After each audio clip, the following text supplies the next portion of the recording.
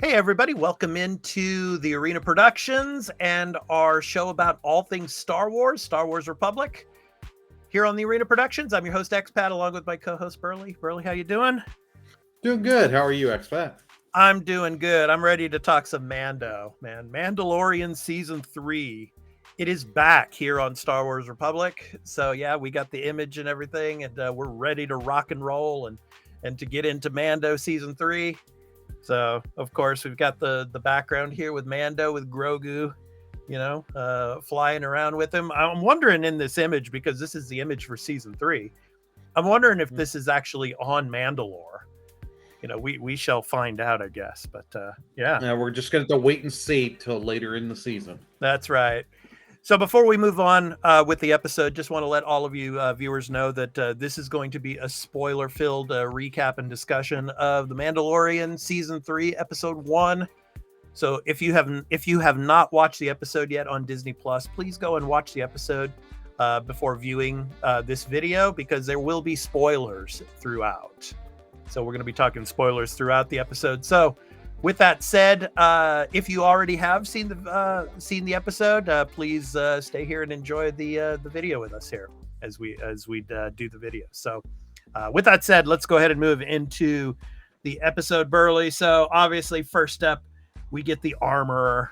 Again, this is the way, and she's like, she's making some, some armor as she usually does. But, at the end there, she has a helmet, and it's a small helmet. And what's really interesting about these scenes, I thought at first this was a flashback scene, because you get the armor, you get the helmet, and I thought the boy that was out there in the water, I thought that was Mando.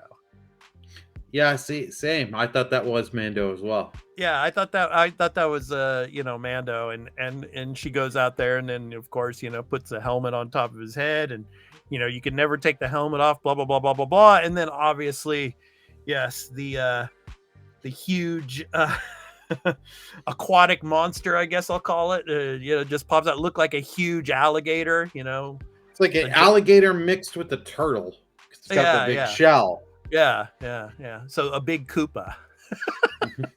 Yes, it's a Koopa. Yeah, it's all in the Mario universe. Yeah, or in America you would call him Bowser, of course. Yeah, but so this aquatic monster attacks the Mandalorians and all, and they're putting up a fight, but they're just completely overpowered, man, and by this creature. I mean, and then of course, who shows up to save the day?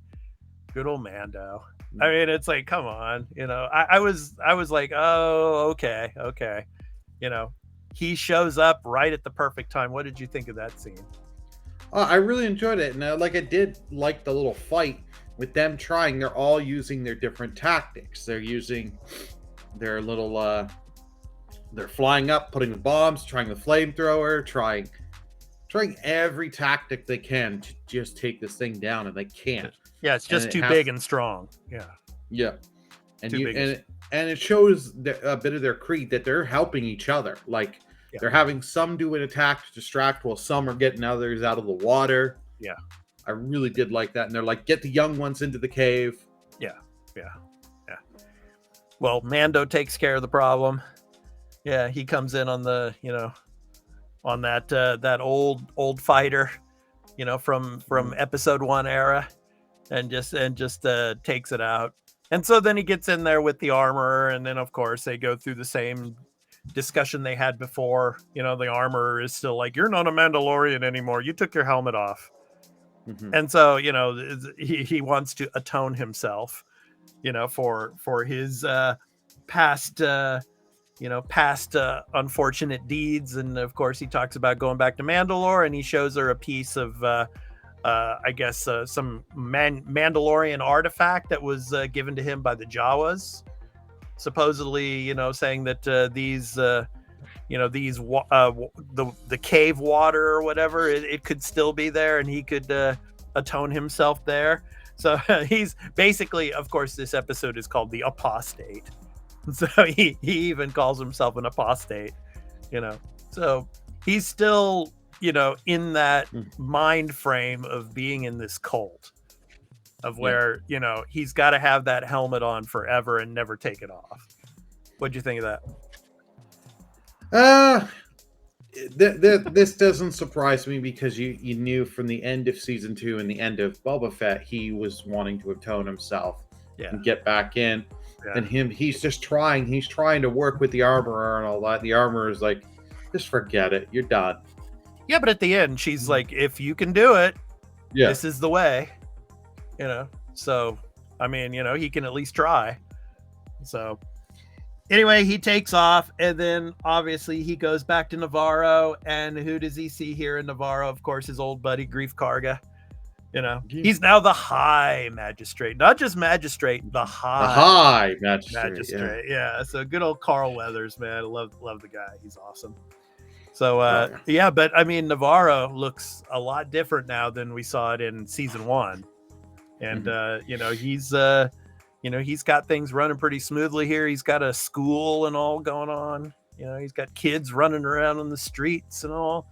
And then you see in the image there, you see in the background there, you see the foot of obviously, I'll show you the next image here, of course, of IG-11, I should say, not IG-80, but IG-11.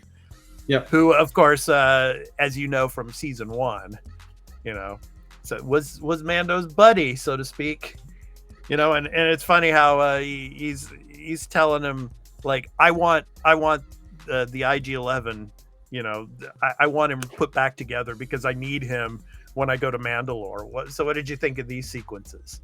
I like that, and I like that. I thought it was nice to see Carl Weathers come back, have him back. You knew he was going to come back, but he's really gotten an upgrade, especially since the beginning. If you watch the show from season 1, where he started out, it's nice to see him get that huge. He's just in charge, the High Magistrate, the awesome office and all that, and then he's just trying. He's like, you know what, Mando, there's so many good job stuff here. Here, I'll give you an area. You and Grogu here, you're good. Yeah. But Mando's like, no, sorry, I'm here on business. Oh, you're here on business side. My apologies. Let's get down to business here. Yeah. So, anyway, what's funny about this is, he gets the IG-11, the shell of what he used to be and everything into his office. And then, of course, you get Grogu here. Obviously, Grogu is, playing with his little Jedi powers and, getting the food. It's always something about food with Grogu, in these episodes and all. But anyway, it's like they tried to reset the memory of IG-11. Then he, of course, he tries to kill Mando and everybody in the room. And then they have to, it's funny how it's like the, Karga's, like his bust of his head, falls on the top of the IG-11 and crushes it. So that's how they're able to kill it. But he wants, Mando still wants him to be put back together. And what's funny is we're going to see here, obviously, these creatures that were in, of course, Rise of Skywalker, obviously are, telling him that they need to get like some kind of new memory core or something, because they can't put him back together without another memory core, because the memory core is just destroyed. But and what were these creatures species name again, Burley? They're Anzelians. So it was cool to see them. And there were some other like Easter eggs in the episode as they were walking on the streets of Navarro. Up in the trees, you saw that other alien creature that was on the barge in Return of the Jedi. You see those creatures as well. So but then what we also got, and this was the part of the episode I really didn't care for so much, was of course the space pirates. I mean, these space pirates just reminded me of Johnny Depp's Pirates of the Caribbean films. So I thought it was Disney, Disney being Disney, and throwing all the makeup and of course the accents, and I mean, this guy especially, the head of these space pirates that was on Navarro, kind of torturing and antagonizing the citizens, and going to the school and saying, this used to be a bar, so I want to drink here. You know, and then of course Karga's like, no, we'll go to my office and drink, and he's like, no, I want to drink here, and then of course then there's the firefight, you know, and Karga and Mando take out his men. But I don't know, what did you think of these scenes here? They were all right. They were put in here because one thing, this episode is quite short. This is a 30 minutes, 38 minutes, 38 minutes, yeah. But if you take out the intro, the you know, the theme intro and the ending, it's like 30-minute episode. It's quite a short episode for Mandalorian. Yeah. And it's just like this just was, I think this was just added in here just to give it more time. Yeah. So that way you can get a bigger runtime on this. Yeah. It was okay overall, but this scene here, this first part with them, I felt went too long. Yeah. This went way too long. Yeah. And I do love the little fight, because you see Carl Weathers just shoot a few of them down. You see Mando gun a few of them down. Yeah. And like the main one there that's in focus there, him being like, okay, I ain't gonna try and do anything. I know I'm dead if I try and fight you two. Right. Yeah, well, after, of course, Jar and, of course, Mando leaves Navarro, of course. I mean, he gets into a fight in an asteroid belt, and kind of reminded me of, The Empire Strikes Back, as they're flying through all those asteroid field, rocks and just Mando just completely takes them out. But then, of course, then there's the big mothership there, and then you got the captain of the big mothership. It's like he's got all this green algae growing on his head and everything. It's just it just didn't feel right to me, that part. But, that the captain looks so ridiculous. That was that was put to sell toys. like that. That's what that felt like. I honestly just waited when they zoomed in on him. I was waiting for the thing of, buy him now for $19.95 at blah blah blah. Yeah, whatever. Yeah, but the space battle was cool, though. I mean, all the maneuvering and everything. Mando really doing all the maneuver in his ship, taking them out, and then being like, "What? He was over here. Oh crap! Jimmy's dead. Oh no! That was cool." Yeah, and I do love the scene with Mando and the space pirate leader, the captain, talking. And Mando going to Grogu, never trust space pirates. Yeah. And just punching it, just goes right into the hyperspace there. And then, of course, towards the end of the episode, Mando goes to, he's in the Mandalorian system. It's not on Mandalore itself, but it's in the Mandalorian system. He goes to this castle, and then he meets up with, of course, Bo-Katan, who's sitting there, and she's asking him, "Do you still have the Darksaber?" Yes, I still have the Darksaber. And then she's like, I've given up my quest to retake Mandalore because nobody's going to follow me. And, all of those people that were following me before, they've gone off and done their own thing. And she's like basically telling him, you should go and get with them, because as soon as you show them that Darksaber, they'll follow you. So you should go to Mandalore yourself. Yeah. So what did you think of this exchange between, Mando and Bo-Katan? I think it was a good exchange. I knew we were going to see her this season. I didn't expect this episode to see her. Yeah. It was kind of soon. Yeah, it was sooner than I thought, but it was a nice scene between them, the dialogue, and it's continuing on because it was stuff I remember at the of season 2. God, I can't remember the actor and the character's name. Where the guy Giancarlo Esposito, you mean? With him telling him hey, without the Darksaber and all that, you have to kill him. And you're talking about Moff Gideon. Yeah, Moff Gideon. Yes, thank you. Yeah. So and his name was brought up. His name was brought up in the episode, and he's been he's being held by the New Republic at this point. At some but his name is in the credits for this season, so he's going to show up again. We'll see. But my question to you, Burley, is Mando and Bo-Katan, is there a thing going on here? Are we going to see something between them this season? What do you think? Oh, you never know. Sparks always can happen at random time. Yeah, yeah, yeah. Who knows? I Who just knows? don't Maybe think. Grogu will play matchmaker this season. I don't know, man. It's interesting how, she's in this one scene in the episode. She's like, like she's given up on everything, but I still think that she deep down still wants that dark saber, Oh, or she's gonna. shit. She's gonna try and get it this season. Yeah, Guaranteed, because of stuff and where she is right now, and because she does feel quite low.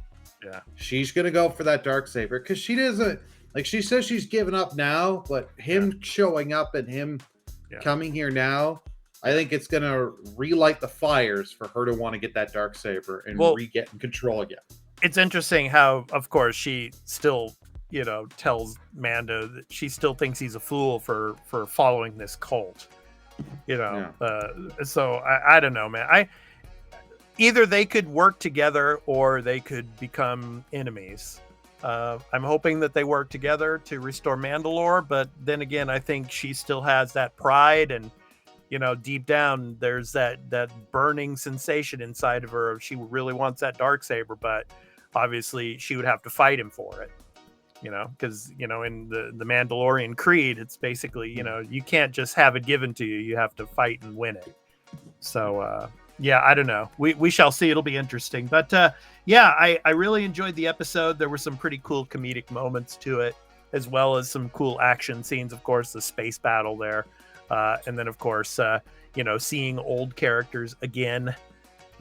So yeah, but yeah, like you said, Burley, it was a kind of a short episode. I was really surprised. I thought it would be about an hour long, but it was only 38 minutes.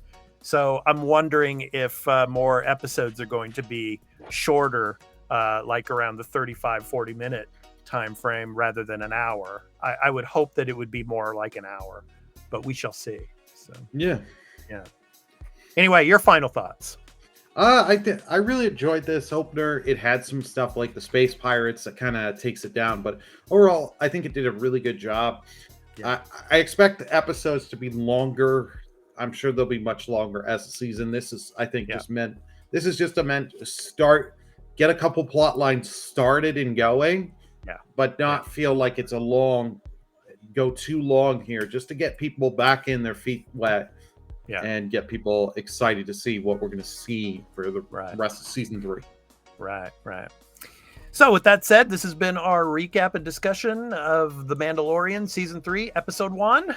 So we hope you enjoyed, and we will be back again next week for Season 3, Episode 2, recap and discussion. So I've been your host, Expat, along with my co-host, Burley. This has been, of course, The Mandalorian Season 3, Episode 1, recap and discussion here on Star Wars Republic, our show about all things Star Wars here on the Arena Productions. So take care, everyone. We hope to catch you next week. Peace out. Bye, everyone. And may the Force be with you. Long live the Empire.